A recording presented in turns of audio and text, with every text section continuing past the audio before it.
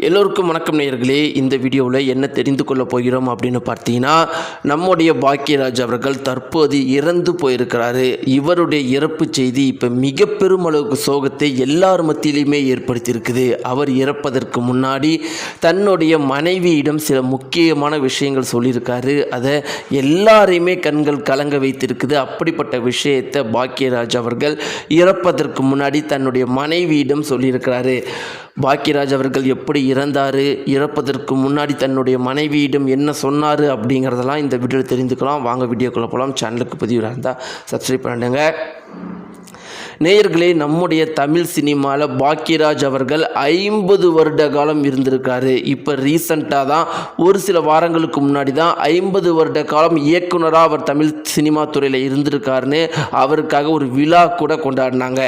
நம்முடைய பாக்கியராஜ் அவர்களுடைய வாழ்க்கை வரலாறை ரொம்பவே சிம்பிளாக சொல்லணும் அப்படின்னு பார்த்தீங்கன்னா, அவர் முதல்ல பாரதி ராஜாவுடைய 16 வயதிலே படத்தில் பாரதி ராஜாவுக்கு அசிஸ்டன்ட் டைரக்டராக இருந்தார். இரண்டாவது படத்தில் பாரதி ராஜா அவர்கள் பாக்கியராஜுக்கு பார்த்தீங்கன்னா, பாக்கியராஜ் அவர்களுக்கு ஒரு சின்ன கதாபாத்திரம் கொடுத்துருப்பாங்க. அந்த படத்தில் பாக்கியராஜ் அசிஸ்டன்ட் டைரக்டராகவும் ஒர்க் பண்ணியிருப்பார். மூன்றாவது படத்தில் பாரதி ராஜா அவர்கள் பாக்கியராஜுக்கு ஒரு சில முக்கியமான கதாபாத்திரமே கவுண்டமணியோடு சேர்ந்து நடிக்கிற மாதிரி கொடுத்துருப்பாங்க. அதுலேயும் நம்முடைய பாக்கியராஜ் அவர்கள் அசிஸ்டன்ட் டைரக்டராக ஒர்க் பண்ணார்.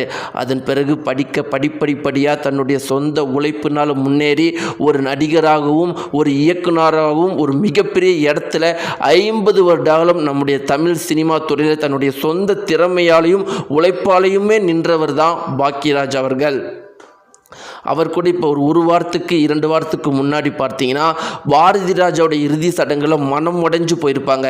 பாரதி ராஜாவுடைய இறுதி சடங்கை பொறுத்த வரைக்கும் பார்த்தீங்கன்னா நிறைய பேர் வந்திருப்பாங்க. அதில் நிறைய பேருமே அவரால் உருவாக்கப்பட்ட மனிதர்கள் தான். அதில் ஒரு மனிதரான பாக்கியராஜ் அவர்கள் உடைஞ்சு போயிருந்தார். என்ன ஒரு டைரக்டராக்கி, என்ன ஒரு நடிகராக்கி அழகு பார்த்த பாரதி ராஜா அவர்களை இப்படி பார்க்கறது என்னால் தாங்கிக் கொள்ள முடியலன்னு கதறிட்டு இருந்த பாக்கியராஜ் அவர்கள் ரொம்பவே மனம் உடைஞ்சு போயிருந்தார். இப்படி இருக்கிறப்ப தான் பார்த்தீங்கன்னா 2-3 நாட்களுக்கு முன்னாடி அவர் எப்படி இறந்தார் அப்படின்னு பார்த்தீங்கன்னா, 2-3 நாட்களுக்கு முன்னாடி குஷ்பு மற்றும் சுந்தர்ஷியுடைய திருமணம், அவங்களுடைய மகளுடைய திருமணம் கோவாவில் நடந்துச்சு. என்னதான் இருந்தாலும் பார்த்தீங்கன்னா இவங்க ரொம்பவே நெருங்கியவர் அப்படிங்கிறதுனால கோவாவுக்கு இவரும் இவருடைய மனைவியும் திருமணத்துக்காக போயிருக்கிறாங்க. போன இடத்துல மதுவும் மாமிசமும் சாப்பிட்ருக்கிறதா சொல்லப்படுது. இப்படி இருக்கிறப்ப அவருக்கு நேற்று உடல்நிலை ரொம்பவே மோசமாக இருந்திருக்குது. அதன் பிறகு மாறில், அதாவது இதயத்தில் ரொம்பவே வலி ஏற்பட்டிருக்குது. மருத்துவமனையில் அட்மிட் பண்ணியிருக்கிறாங்க. ஆனால் சிகிச்சை பலனின்றி மாரடைப்புனால இறந்து போயிருக்கிறாரு. எல்லாருமே என்ன சொல்கிறாங்க அப்படின்னு பார்த்தீங்கன்னா, இந்த வயசில் சரியான உடற்பயிற்சி இல்லாமல் மது மற்றும் மாமிசம் இரண்டுமே இவர் சாப்பிட்டது மட்டும்தான் இவருடைய மரணத்திற்கு காரணம் அப்படிங்கிறத எல்லாருமே சொல்லிகிட்டு இருக்கிறாங்க. இப்படியெல்லாம் இருக்கிறப்ப பாரதி ராஜா அவர்கள் இறப்பதற்கு முன்னாடி தன்னுடைய மனைவியிடம் சொன்ன ஒரு முக்கியமான விஷயம் இப்போ சமூக வலைத்தளங்களில் மிக பெரும் அளவுக்கு வைரலாக போயிட்டுருக்கு.